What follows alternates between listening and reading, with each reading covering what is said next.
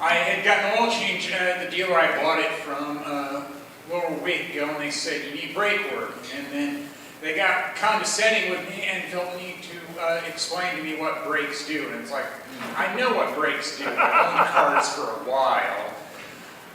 And then when I went to the place that had done brakes work before, because I trust them more, I told them that story, and they said, yeah, it's not like we use anchors to stop cars. It's like, true that.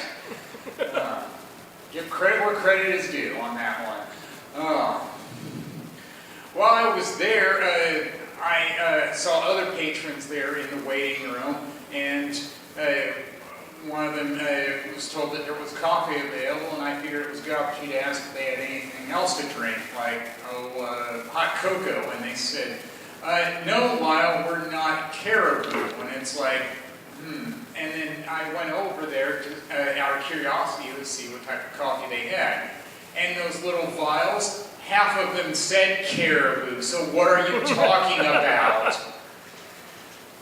Were they even aware of that?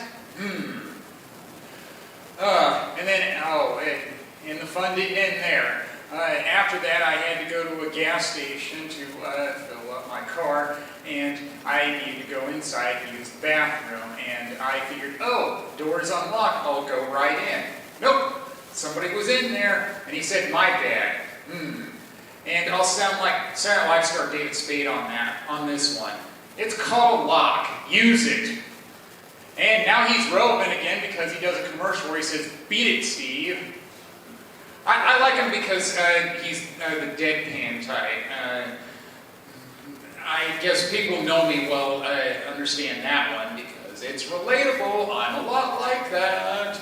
People would ask me what my favorite Big Bang Theory character is, and I still watch it in reruns, and I say Amy Farrah Fowler. Why? Because she deadpans her lines too. And she also talked about not having friends when she was in school. Yep, I can relate to that as well. Yes, there was that. And I'm still doing the watch a Redbox rental on the weekend.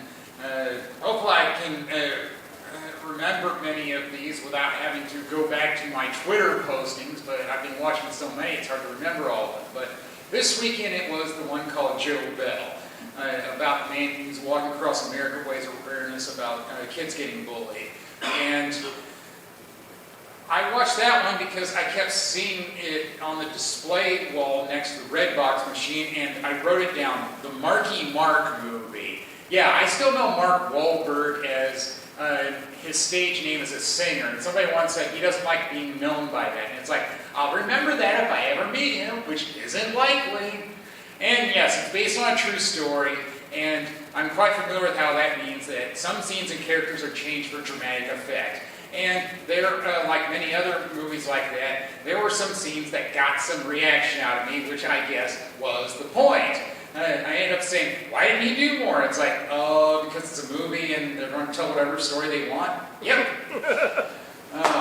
You want the real story, go find the documentary if they have one. That's what I learned a long time ago. I was upset the first time I found out they took liberties with the storytelling in a movie, but then I realized, they're selling a movie. This is America. We're all for sale.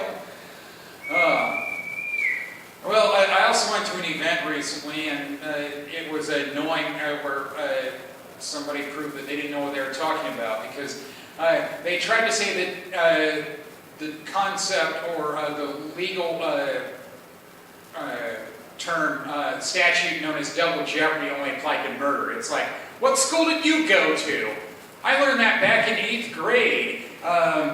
It's Amendment 5. That's not just the Don't Rat on Yourself amendment, that's also the Double Jeopardy amendment.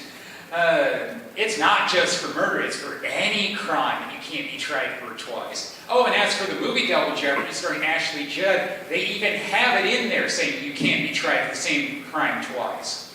So, yeah, hopefully my Double Jeopardy is seeing her again. I hopefully won't.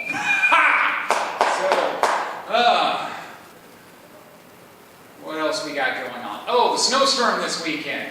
I stopped at the gas station when I needed things, and I stopped near a gas pump. No, go ahead. Oh, all right. I kept hearing something. Sorry. And I stopped at the gas pump, but I didn't get gas. Why? Because I learned that while delivering pizza. You don't just park in a spot that you can get into. You also park in a spot you can get out of. And I didn't want to get stuck because I didn't have my shovel with me. But I had my shovel with me when I got home. I don't use it very much, but I'm thankful I have it when I need it. So I dug out my car the next morning, and I was about to put it back in the car because I had errand running to do. And then somebody said, "Can I use your shovel?" And I said, "Only if I can use it." So I dug out her car so she could leave. And you know why I do that? It's the same reason why I'm not big in lending out carts at work. Because when people borrow things, they have a convenient way of forgetting to bring it back. I figured that was fair. You want me to help? It's on my terms. And that meant I use what's mine. That's just practical. You have to put it yourself first. Lifelong Midwestern. I know there's going to be snow, and I'm thankful that I don't have to dig out my car very often.